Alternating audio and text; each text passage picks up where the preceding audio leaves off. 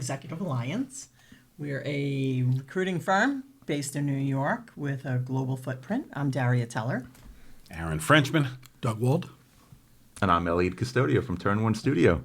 Thanks for having me on your podcast, guys. Thanks for having us. Thank you for having us here. It's our pleasure. Yeah, it's exciting. Yeah. Very exciting. So where would you like to start?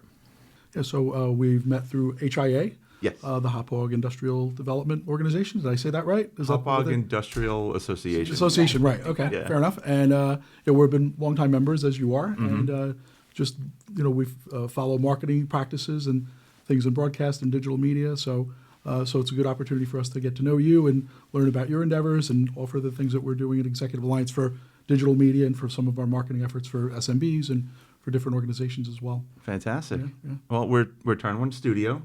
We're a marketing agency right here on the Hauppauge Park on Motor Parkway, and we specialize in website development, graphic design, content creation, which includes blogging and email marketing, producing podcasts, video production, still photography, and much more. And we have a focus on SMBs as well. Right.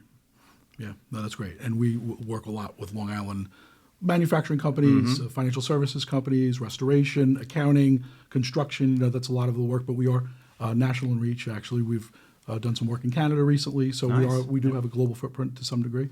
So, and we're expanding in a lot of those different areas where people come to us for hiring insights, labor insights, market insights, and we go out and find the right talent to help those teams grow and power their organizations for sales and for branding and those types of things. So and it's been a great year so far. Yeah, excellent. Yeah. Yeah, and the intrigue with you is basically we're just stepping, dipping our toes into the podcast arena, and we've done a lot of networking and things of that nature. But the whole podcast arena is really, it's so prevalent. Like we were just talking about, it's so prevalent now as opposed to pre-COVID, where it was sort of like a weird thing that some people were doing. Yeah. It's like, that's a fad, and now it's not anymore. Well, it's interesting because I forgot the exact year podcasting started, but I think we're at almost 15 years of podcasting, if you could believe it. But Is it really? yeah. Wow, I didn't even realize that. And if you look at it, maybe I'm exaggerating at 15, but it's definitely more than 10 years, right? So Still a somewhere lot. in between. It's interesting because for a lot of folks, they only really discovered the medium within the past year or so. So it's kind of like that 15-year overnight success, right? But it's not surprising that it took off because in many ways, it's kind of an offshoot of regular broadcast, like radio. Right. We all understood the value of radio from entertainment, from deploying information, news, whatever. It was kind of taking that and now putting it in the hands of the creator economy, the creator community, where you can now, in essence, start your own radio station. Right. And I think it kind of started in that fashion, and then it's become its own thing. Yep. And, over the last, we'll say decade, it's probably a little longer than that, the way people consume information is so different. Traditional marketing, yes, there's a visual aspect to it, but it requires effort. You have to read. You have to, what did that say? What does that mean? Now, you're doing the same thing, but it's a passive absorption of information. And that's, I think, what more people want.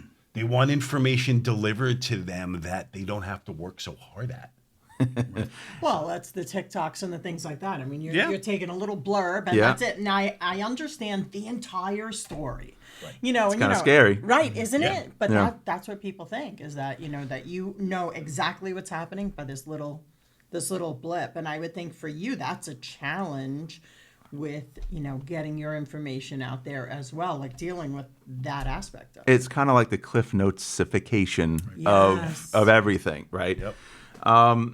Yeah, it is a challenge. Marketing is I don't want to say it's more challenging. It wouldn't be fair to say that, but it does feel more challenging than it was. I've been in the marketing space for almost 30 years now, so I can't say prior to that if this is more challenging than then, but it's more challenging now than it was 30 years ago. Right. Yeah. Part of it is the portfolio of services that are available now and expected is broader. That's not a bad thing, but it's broader, right? So for people that do what we do, we have to have a more comprehensive education and bucket of experience, if you will, in more things, because people are asking for more things, and sometimes some of those things are appropriate and some are not appropriate for certain businesses. So we need to be able to discern one from another. Right. But also from the consumer side, and that's really where the cliff notification of things, it becomes a concern. There's less attention given to everything, right? That's And why now it's called the attention economy. it's the attention Right, economy. exactly, yeah, And, yeah. you know, we could speak at length about how annoying and disappointing that is, but it is what it is. And, you know, marketing, I've always defined as building relationships. So building relationships, regardless of where we are in human history, regardless of the technology that we have versus what we don't have, relationships still always take time, right? Yes. It doesn't matter. Look, even it's funny. I guess it's easiest to compare marketing relationships with like dating relationships, right? Usually when you think of relationships, you think of personal relationships. So you could say dating apps have made dating easier, but it's really made the discovery part of dating, which if we were to liken that this to introduction. marketing, that's top of funnel stuff, right? Like it's just the Yeah. beginning of that journey. Right. It's easier for me to find people. It's easier for me to filter out the type of person that I'm looking to connect with based on the certain commonalities, what we like, what we don't like, hobbies, etc. Right. But at the end of the day, the technology is not going to help you to like me. Correct. Or me to like you, right? We need to invest that time and really get to know one another. Marketing's the same exact way. So every medium, regardless of the lack of attention span, the go-to-market speed, this stuff still needs to marinate, right? Yeah. You know, I shouldn't use the word easiest. Sometimes the quickest conversion from a marketing effort to a sale are people that just already know that they need to buy the good or service that you're selling. But obviously before that, in a journey analogy, you have those that don't realize that they have a problem yet. And there's all the steps in between. How do you deal with that though? When you're sitting with someone and you know that they just don't understand the gravity of what's happening and what should be happening. Yeah. I would imagine that that's hard to overcome. Well, it is. I think the biggest challenge, we were talking about operational maturity before we started the recording, right? There's an operational maturity. There's a business maturity that needs to be present in your business, and you can't force a client there as much as you could give them the nuggets of information, and eventually they get there. A lot of it is experience, a lot of it is based on knowledge, but understanding that, again, because relationships don't just click overnight, your marketing in the general sense needs to be a combination of, well, what can we do now? What's the lowest hanging fruit so we can move the needle and get some quick wins while also planting the seeds to invest in the future, right? Every client wants immediate action on marketing. Right. Every client wants immediate action on Everything. sales, Yeah. right? Sure. Right. I'm going to hire a new salesperson. That person better start bringing in some money. I'll give them 2 days or something ridiculous, right? I want somebody with a book of business. I want somebody with a book of business, right? But we all know, just to switch to sales for a moment, that book of business is great because there are relationships, but this new person needs to understand this new business, which is not just the product, which they need to understand inside and out. It's the industry. It's the brand. It's the ops, culture of that world. Thousands of things change beyond just the value of the relationships in that book. And that book doesn't always translate. That book doesn't always translate, right? So what does that mean? It takes time. On both sides of the equation, the salesperson and the client, the marketing department, sales, and the client, everywhere it takes time. So I guess to answer your question, the ideal mix is something that helps to get some quick wins, if that's possible. It may not be possible. Like a startup, for example, there's a lot more brand building depending on the niche or rarity of the product. There's a lot of just awareness that needs to be put out there so you know this thing exists and it solves this problem, right? All of that will take time. But also booking certain things, planting those seeds so that you could plan for future sales, because you want to try to level out the lumpiness of the sales and marketing cycle as much as you can, because as a business owner, you need to have predictable revenue in order for you to make certain investments to grow. Right. No, and that's something that we've tried to adopt as we scale our marketing for gaining that level of trust, gaining that level of brand, showing that we're trusted hiring authorities in the different industries that we serve. Yeah. And developing, and not an overnight thing. We work with Taylor, our rock star over here, our digital and social rock star, to develop that cadence and develop the low-lying fruit stuff around different placements and different things that we've done. But we'll put out silly videos. We just did one for Final Four. Who do you like for the Final Four? Yeah. Who are your jams? Those types of things. Yeah. So we're trying to build those multi-layer conversations and keep them consistent and keep that cadence and keep that level of trust, put out the content that has that trust so it does gain recognition. And, we work with marketing agencies, we work with different people on the client side. Yeah. So understanding their needs, their objectives, and the attention economy and what works, what doesn't work, who, can pipe into those types of environments and cultures and be successful in those types of companies. So same thing on the flip side for hiring, where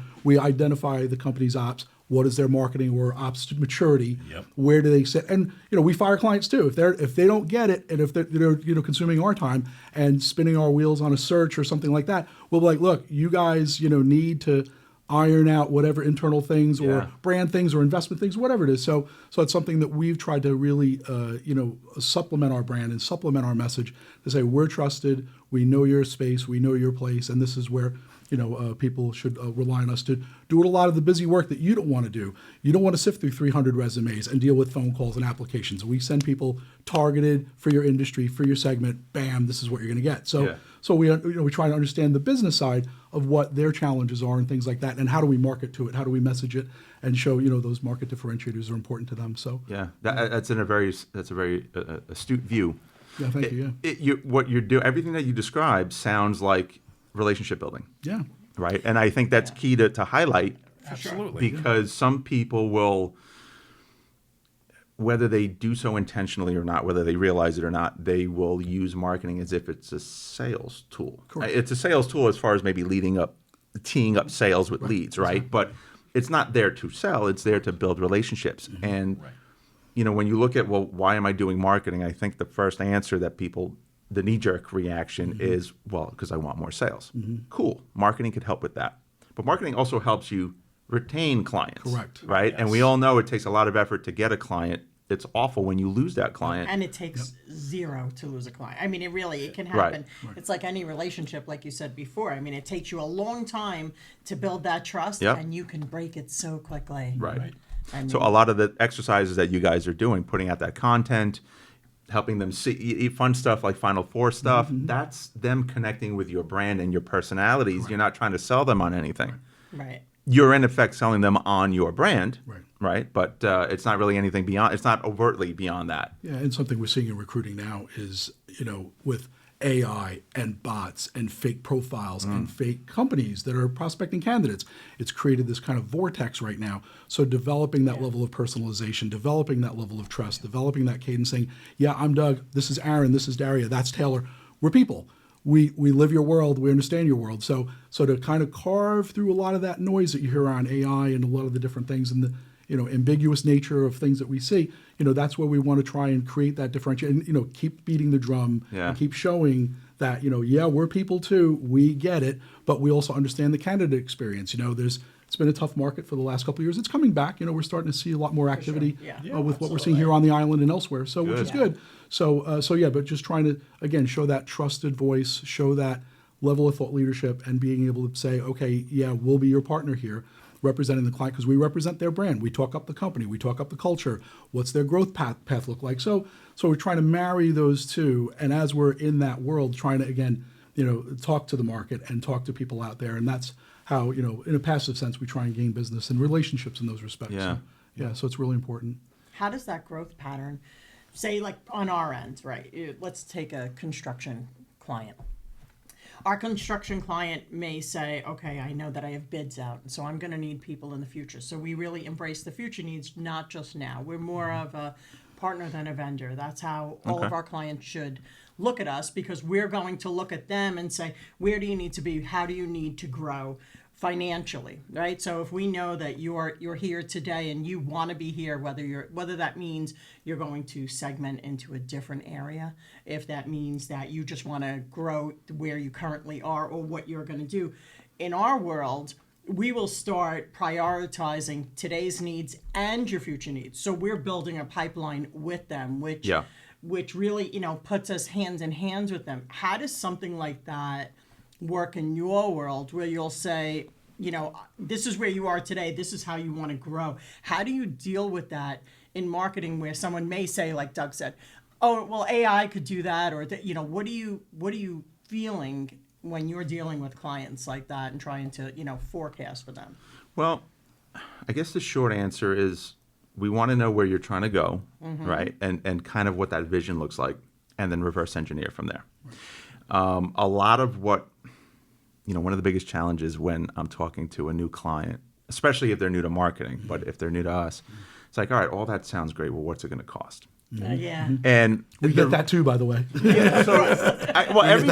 every business gets it, right? Right. Yeah. But our business is not menu based, right? And it's not that we haven't done this a million times already and we don't have an idea of what it costs. It's just that what you're going to need, we need to discover that first. Yeah. And then we can talk about money. Money shouldn't be talked about at the beginning. We have to discuss what the goals are and what you have versus what you don't have and how we can close that gap. Yeah. It's interesting that you would bring up construction because that's a good example of an industry where there's a lengthier sales cycle. Yes. And then on the back end, after the success of a sale, you have a lengthy development cycle, if we'll call it that, to build the widget, right? In this case, a building or a home. So, pipeline is important because you want to have multiple irons in the fire, right? Yeah. And while I'm not in construction, I could imagine that cash flow becomes a factor, Of course. right? I have to put a lot of money out up front very often, both on the client end and on the builder end, let's say. So you need the multiple irons in the fire. It's kind of like when I hear about someone in Hollywood, they finish a movie and the anticipation of that movie is so great that their agent is trying to book them on the next movie even before it gets into the box office. While they're doing tours too. Yes, right. Promotional tours. Yeah. I want to jump. Yeah. I want to Seize that optimize that moment. hype, Absolutely. seize that moment in order to fill their pipeline based on this activity. So if we were doing marketing for a construction company in that same vein, again, I'm just spitballing here, but being able to say that we're working on this project well before that project's done is great marketing material, right? To then tee up the next options in the pipeline. Right. If I'm doing a church or I'm doing a office building, the fact that I'm doing it, that's showing trust that someone hired us to do this. Yeah. I think people think more positively than negatively. Well, if they've been hired, then it's going to be built, right? And it's not going to be terrible. Right. I need a building, an office building. I need a church. I need a stadium. And that's similar to those. Maybe, they still have to connect the dots and whatnot. So then the next step would be, well, all right, who are those decision makers that become your client and where do they in effect hang out, right? Are they active online? Maybe they're on social media. All right, but what does that look like? Are they going to be more LinkedIn? Right. If it's B2B, it's going to be, right? Right. Are they more Facebook? Are they more Instagram or TikTok? Well, what kind of ages are we talking about? And again, what type of product are we talking about? And then, so it's interesting. In marketing, we talk a lot about funnels and journeys and stuff. It doesn't really matter what analogy you subscribe to, but I like the buyer's journey analogy, of course, yeah. right? So for those that aren't familiar, you have someone that wakes up and everything's cool. They're happy. There's not a care in the world. Everything's great. And then you have someone that's your client. And in between is the journey that they take. So I usually use like a plumbing analogy, right? I wake up, everything's great. The next day I wake up and there's water on my bathroom floor. And then I realize, oh, it's coming from under the vanity. Oh, it's actually the faucet. So is it the hose? Is it the fixture itself? And you start to figure this out. And depending on in this analogy, your handymanness, right? You may or may not be able to solve that on your own. You start to go to YouTube, you start to Google, well, how do I solve this? Do I need to buy a new fixture? Is it a washer? You go down this road and eventually you'll get to what types of people can fix this, Yeah. And of Well, those Roto-Rooter. who were right, okay, but I don't need one in California because we're on Long Island. oh, yeah, so now yeah. I'm starting to search for that, Correct. that near me, and maybe I'm looking at reviews, and I'm going down the journey. So where someone is on that journey is something we need to be mindful of when we're doing marketing. If we're doing social media, we are just throwing stuff out there. I don't want it to sound careless, but Right. I don't know where the recipient of this information is, where they are on that journey just yet, right? Yeah. So I'm throwing this stuff out there. So that's going to be very much brand awareness. That's going to be just awareness of the thing that I provide. And maybe you don't need this now, but because of the awareness that I've been putting out consistently over time, building this relationship with you, I don't know, maybe if your sink is leaking 6 months from now, we're the people that you think of to call, right? Whereas if I'm sending an email newsletter out, well, the majority of the people that are going to get it are probably in my list, so they're existing clients. So maybe they've worked with me before, right? Maybe they have that same problem again or another problem that I could solve. So I'm already past the trust and awareness issue. They've worked with us before. But maybe I'm reminding them, oh, we also do this, so give us a call. Yeah.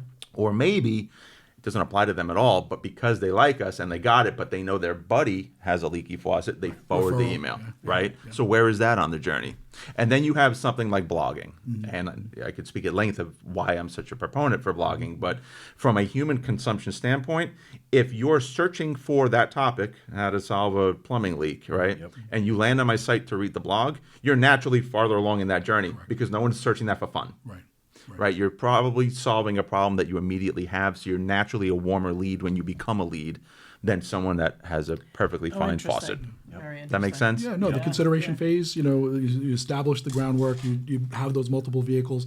And when people are like, okay, DEFCON 5, I got to buy a faucet or I got to call Roto-Rooter or whatever, having that, presence of mind and presence of brand and being able to dial into that particular consideration phase is important. Yeah. And where you get customer referrals or case studies or certain things that are going to be important to those customers too, to show we could talk how great about how we are all the time, but unless a customer says it, the media says it, an industry analyst says it, doesn't mean anything, right? So that's where you get those validators that really can help with the consideration. Yeah, and something like blogging, that helps as a surrogate when you don't have that social proof, right? Maybe I don't have testimonials yet for what I do, but they're reading the content on my site. So what does that mean? A, they're on my site, so they're seeing my branding. If I'm doing it right in how I craft the blog, it's in my voice, so they're hearing me. And again, they're building a relationship with me, right? That's my brand, that's my staff, that's me personally, even though we've never met this person. And if it sounds logical to them, they'll say, oh, this person actually knows what they're talking about. I should give them a shot. Right? So that goes back to what marketing is about, building relationships. I'm building that relationship with that person so that when that need comes, I am the natural choice, or at least in the top handful, right? Because I've made that effort to develop that relationship with them, to prove I know what I'm talking about, to be that friendly, warm, welcoming, whatever you need to be voice for what you do. Right. Yeah. So a lot of what we've been talking about, without naming it, is all about really psychology. For sure. It's all about how do I get into the back of somebody's head, and when this topic comes up, I'm Xerox. I need to make copy. I need to Xerox these. And that's what marketing is, and that's really what a lot of what we do is. That's where those two things come together, because sometimes people don't see the value, and they go talking about our world. Well, I mean, I can put an ad on monster.com. So now how you're doing things is antiquated. Your verbiage is antiquated. I got this yesterday. Yeah. That's why I bring it up. Someone literally said monster.com to me, which is like saying Betamax. Right. But, talking to people, marketing to people, sales calls, recruiting, whatever, it's not always about the immediate close. So how much thought gets put into, all right, I'm going to put some marketing out here that I know is I'm not going to hit the jackpot on this pull, but I got to keep putting these quarters in because I got to get the machine ready to jackpot. Yeah. So how much thought goes into that? Like this is the first marketing opportunity for 6 steps down the line. Right. The answer is a lot of thought. And it's not just the quantity of thought, if that's even a phrase, as much as it's the frequency. It's the frequency of thought. So what do I mean by that? I can't stop thinking about marketing myself. It's just what I do. Right. Driving, taking a shower, can't sleep. I'm thinking about this silly watching ads on TV and saying that's a good ad, that's not a good ad. And it's funny because when you've looked behind the curtain, you can't watch that stuff like a normal person anymore. Exactly. Right? No, you're like, man, that's the wrong kind of music for that. That's right. and you start to critique this stuff, yeah. right? So a ton of thought goes into that. So I have 2 takeaways from what you said that I think are important to highlight. So when you said Monster.com, that reminded me of what you said about the topic of AI, right? All it is, the who, not how. Remind me about that. Monster, Indeed, whatever, fill in the blank, they are just tools. And we could talk about AI after if you want to, but that's the same viewpoint I have with AI. Just because you have a tool, that doesn't mean you really know how to use the tool. Exactly. Right? Sure. So if I'm going on Monster, I think I'm saving money. I mean, that's probably why they're doing it, because they're wasting their own time. And we'll talk about that again with the who, not how part. But I need to write this thing, right? It's just a tool for deployment. But what it deploys is what I give it. Right. And I'm not a HR copywriter or whatever you would classify yourself, a recruiter copywriter, to know exactly what to say to check off the mental boxes, the psychology behind the hiring agent when they see this thing, right?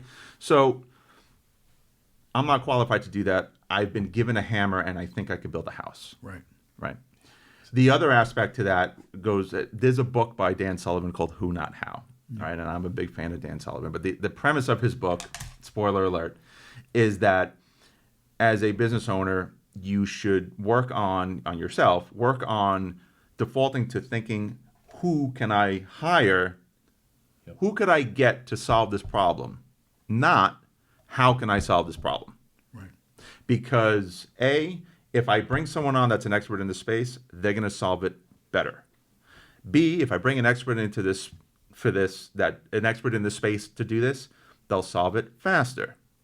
Whatever money I spend on that is probably less than what I'm losing in my own time not doing the thing that I get paid for, right? So that's why it was very significant to me what you said. It was a combination of thinking because I have the tool, I could do the thing, as well as someone that has the tool, which is not true, and the fact that I am wasting my time doing something that I don't have expertise on. Yes, it costs me money, but it's saving me money because I can now take my time to earn money elsewhere. Right. And that extends out to your employees. For sure. Okay, you have an HR person going through this. They're still getting 300 resumes a day. 99% of them are unqualified. What else can he or she be doing that's more productive where you can pass this off to us? Right. And that HR person's also doing benefits, compensation, internal programs, yada, yada, yada, yada, and recruiting, and dealing with what Aaron just, that scenario that Aaron just presented. So how do you operationalize your time? How do you maximize your time and your efficiencies? And that's, kind of part of what business owners need to look We constantly talk at. about these things, for sure. We're always talking about these things. When I took over, there were things that I just simply, I was not good at, right? So I'm good at enough things to know when I'm not good at things. And Doug and I have this conversation continuously where I say to him, this is not my forte. Yeah. I'm smart enough to know that it's not my forte. You do that thing. And I'll say to Aaron, you're invading my personal space. Right. Constantly.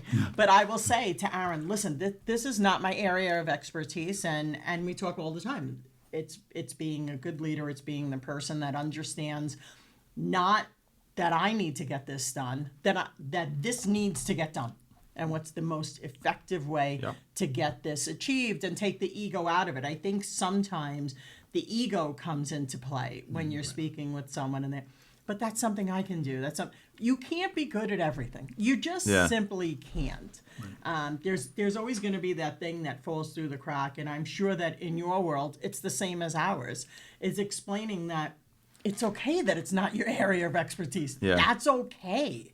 It's all right not to be the perfect person to handle these things, because in our line of work, I mean, we come up with solutions. We are staffing solutions. We'll do contract, perm, temp to perm. Like I said, we do the forward needs. We have M&A. We have so many different things that we will do to help a client get to where they need to be, that they just have to trust that we are the ones that Right. are the experts in the industry. And for your side, I'm sure it's the same battle that you have. To express to someone, I'm not being cocky, I'm just saying to you, it's okay that this isn't your area of expertise. Sure. I'm here to do what you want, but to get you where you want to be, kind of thing. And it's funny because now that's been an issue forever. Yeah. Now we have the additional, you're right, I can't do this, but I can get AI to do it. Right. Right. Yeah, well, AI, sure, mistakes. it can write the copy for you, Right. but 99 out of 100 people go, oh, that's AI. Right. Yeah. Yeah. They flag it. So it's not the panacea that clients or potential clients think it is. Yeah. And now you have to almost talk them off that ledge. Can't rely on AI to replace the human element of, creating a marketing campaign for them. There has to be some humanity in it, and AI is not that good yet.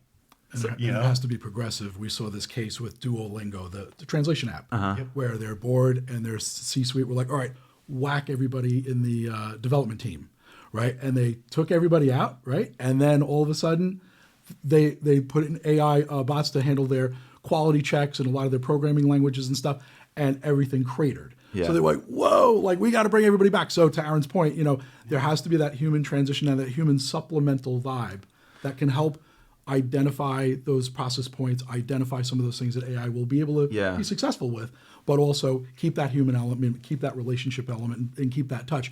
Because a lot of companies still don't know what to do with it, right? They have an AI strategy, a lot of walkers and talkers, right? A lot of people are talking, not many are walking, and it's getting there, what it is. So where does the rubber hit the road, right? Where do you find that happy medium to be able to counsel them? Because we have AI clients too, that are software companies and such. So where do you counsel them on what their roadmaps look like, what's viable, what's low-lying fruit, and where does the human element really still oversee and govern a lot of those practices and processes that people are, there's a lot of noise around it. So same thing with marketing. Yeah. Right? Do they hire marketing teams just to do AI and be like, okay, all right, our content teams are whatever. So, but understanding voice, understanding tone, understanding Aaron's point, people flag it. They're hip to it now. So they understand, all right, this is a bot wrote this, or this is fake or whatever. So where does that, happy medium take place, especially in marketing and branding and voice and tone and things like that are really important. Yeah, I have many a thought Yeah, no, I bet. Yeah. on that topic. Sure. The AI thing has come up a lot,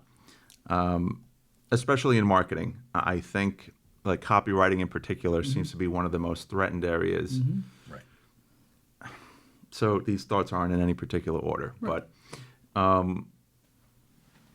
when it comes to what AI produces, especially as it pertains to copy, it's very impressive because it is grammatically correct almost all the time. It's technical. It's technical. So if you think about how AI functions, it's good at processing data. It's great at recognizing patterns, right? And if you put those two things together, it'll take an aggregate of the data it can find on the internet, at least within the parameters of what it could do, whatever that time frame is, and et cetera, et cetera. And it'll recognize the patterns of what it believes are good practices based on the frequency in which those patterns appear. Correct, right. So this is going to sound like as a dig to AI, but by definition then, if it's taking all this content and it'll exclude what's on the fringe, right? Because it's not going to use some weird stuff because the Low frequency traffic and low trust and it's going to find the average. Right. So by definition, your material is going to be average. Correct. Yeah. So again, that's not really a dig at AI, but it's something that you have to be aware of because the untrained will get that and be convinced that it sounds great because again, it's grammatically correct. It's going to have some punchy stuff. It frankly doesn't suck, right? Right. But you don't hire copywriters to produce copy that doesn't suck. Right. You want it to be creative and understand the goal. Right. AI is capable of producing art. And it does so pretty well. I think it also takes an average of what it finds out there and what it believes, we believe, makes, quote, good art, and it produces art. Anyone that's gone to art school or is a true artist will tell you art comes from the soul, right? Yeah. So you're asking something that can't have a soul to produce art. So it's taking elements of other people's souls, other people's feelings and emotions, because it doesn't have those either, and it's producing this thing that looks very good, but it's lacking those things, right? So I don't know. As we could see it now, it doesn't seem like that'll ever be possible, but I'm wise enough to never say something's impossible, right? But for now, again, that is a good but not great solution for those reasons, just like with copy. Yeah. Well, I mean, there's a difference between art that is a fine masterpiece. It's a Da Vinci, it's a Monet, it's a this, and then the art that you buy in Target. Yep. There is a difference. You know, they're both artistic and both have their place. Yep. Yeah, for sure. But their value, It's producing Target art. Yeah. And people are using Target art because they don't know any better for their businesses because they don't know any better. Right. What's interesting also, especially as it pertains to personnel, is I think the initial reaction, especially with the fear of AI, the initial reaction was job replacement. What is the value for me as a business owner with AI? I think the first step for many people was, well, I could eliminate headcount and therefore save money.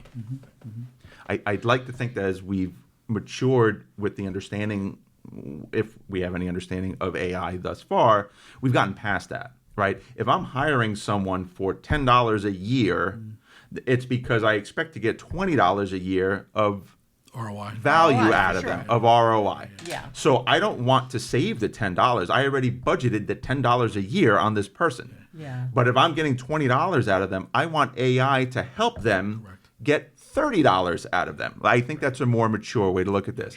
This week, I'm not going to name names because I don't know the context in which I was told this, but I was talking to someone that works for a very large enterprise. And their, say, 200,000 or so employees have all been instructed from top to bottom of the org chart. They are required to implement and manage 2 AI agents per person.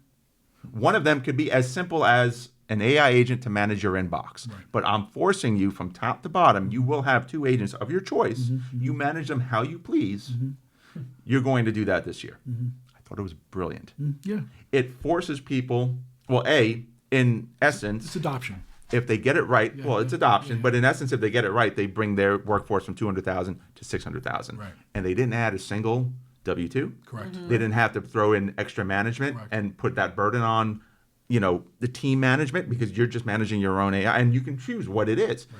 But it's also adoption, like you said, and it's getting them warmed up to the idea of, geez, this could really make my job easier, right? Which on the ownership standpoint is, it's making it easier, but it's making you more efficient. Right. And now I can get closer to that $30 ROI versus the $20 ROI. I'm happy to spend that $10. I'm not looking to replace you. I want to make you the bionic man. Right. Yeah. Right. You want to maximize results. Right. And if we're using AI correctly, using the weird bionic man analogy that just popped into my head, you're still a human being. Right. I just gave you certain abilities.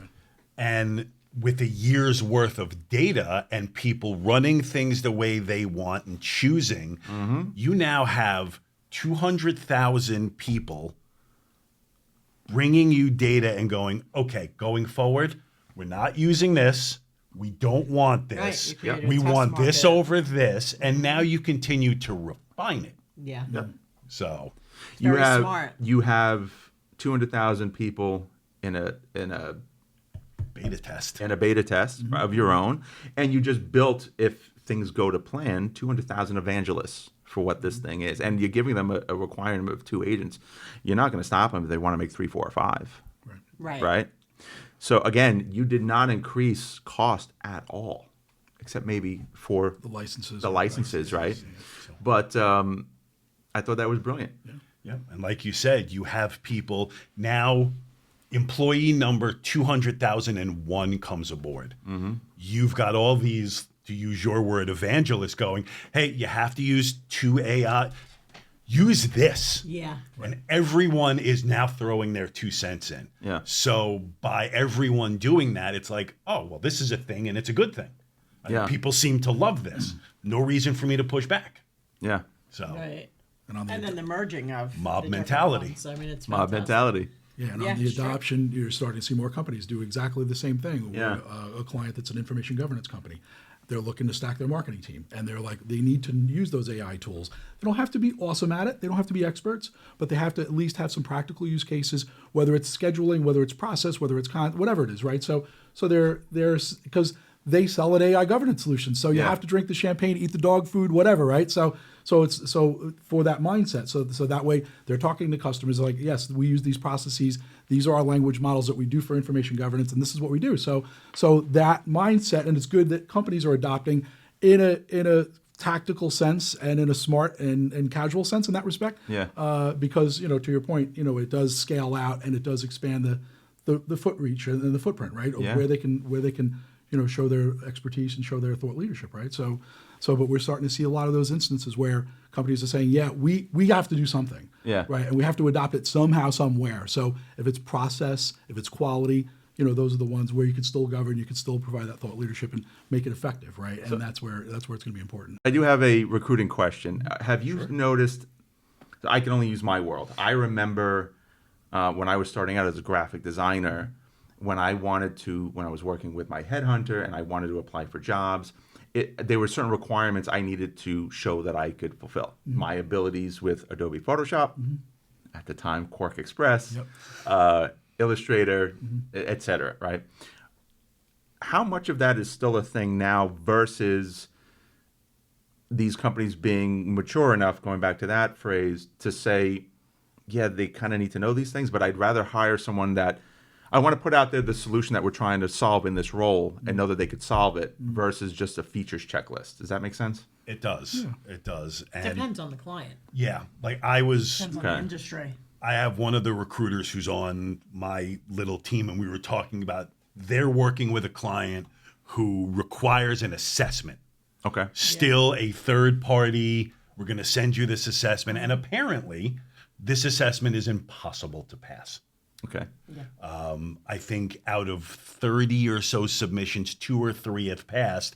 One of the people hired that was hired solely because they passed the assessment got terminated in 6 weeks because they couldn't really do the They job. couldn't do the job. They were just good at taking a test. They were just great at Okay. the assessment. And now we're going back to them and saying, listen, people have bad days. Us people aren't good test takers. Right. Can we revisit these 5? These are the 5 best people who didn't pass the assessment. Yeah. Can we figure out another way? I think that for certain industries, like you said, graphic arts and that, where it's an artistic job, Right. you still got to present a portfolio of some sort. Right. Right. In my world, I do a lot of disaster restoration and insurance stuff. Okay. You still have to prove you can write an estimate because these estimates aren't going to be automated. Yeah. But a lot of places, it is more, we want someone who's going to fit the culture that we can mold. I've had discussions with clients who argued with me that we want to poach someone from a competitor. But then we don't have to train them. Sure you do. You're going to have to untrain them Right. Scale and them. then retrain them. Correct. Right. Yeah. Yeah. So I think a lot of things, unless there is a very serious technical aspect to the role, people are more interested in someone they can fit in the culture and build them the way they want. Right. So And it's need to have, that's- nice to have. At right? least for me. It's yeah. need to have, nice to have. So Sure. I have ad agency clients, and I place UX designers and graphic designers and such, and they have to present a portfolio, right? They got to Yeah. show their work aligned to that industry, aligned to the customer journey. Have you done blogs or different things that might be more designy, landing pages, social media posts, all that kind of stuff? But what do they have to know? Adobe? Do they have to know Google Analytics? And there's a need, right? So what's the process, what's the production level that they're going to need. So they balance it. So they're like, okay, this person just isn't certified in Adobe, but knows it really well. So there's some of that give and take that takes shape with clients. And then the AI piece, some are like, okay, do they kind of tickle AI a little bit? Because now we're starting to see it. Like, so have they done editing in Figma or some of the different tools like that might be relative to that. So it's really more need to have, nice to have. It is kind of morphing into different tools and different applications, but it's about the business at the end of the day. Are you turning stuff around? Do you fit culture? Do you fit performance? So soft skills you can't say enough about, in that respect. So, but yeah, we're seeing, a little bit of a morphing kind of in that direction too. And it depends on the job need. Am I replacing my best person that is in the middle of a whole bunch of stuff that I need someone plug and play? You got to have all of this. Or are we growing our team because our business is growing? Depending on those needs, that changes the urgency for certain things. So need to have, nice to have, right? And what's going to deliver. You sort of liken it to when a client says to me, there's going to be some sort of an assessment. I explain to them, listen, you're in school, you could be a straight A student and you can fail an SAT. Yeah. It's the same thing. So don't put all of your weight into that assessment. I have a current client who has an assessment, and the people that have gone in, it's for an accounting position. So the people that have gone in have had, maybe mediocre results, but they're top tier people, because you can't rest everything in this one little area and say, this is who they are. You just can't. It's like a resume. Yeah. You can't put everything about you on your resume. You're never going to know who I am until you have a conversation with me. And I explain the same thing to the client.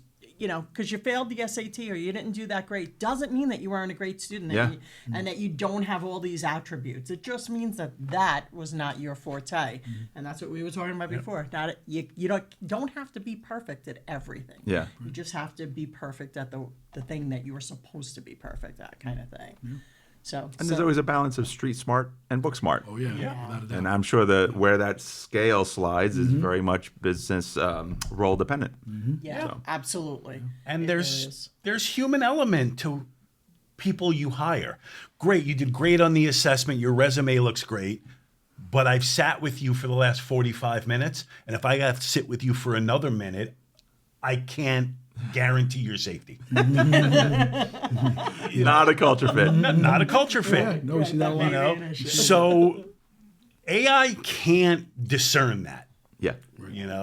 Assessments can't discern that. No, So that's, I think, at least for our world, the human element is never going to completely leave. Yeah. No, and probably for yours as well. Yeah. I mean, I would want people that are not only embracing but somewhat familiar with AI. At the end of the day, I want to know that they have a critical thinking mindset and that they could solve problems on their feet, because I cannot write a job description inclusive enough of everything that could possibly come out. That's an impossible task for anybody. Sure.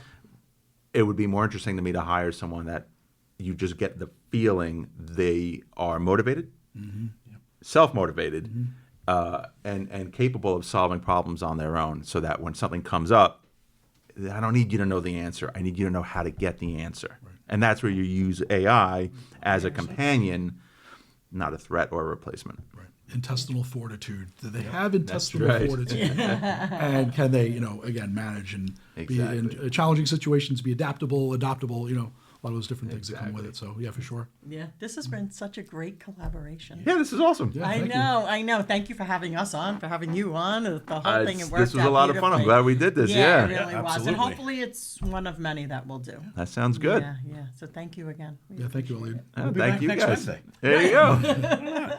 And thank you for watching. Thanks so much.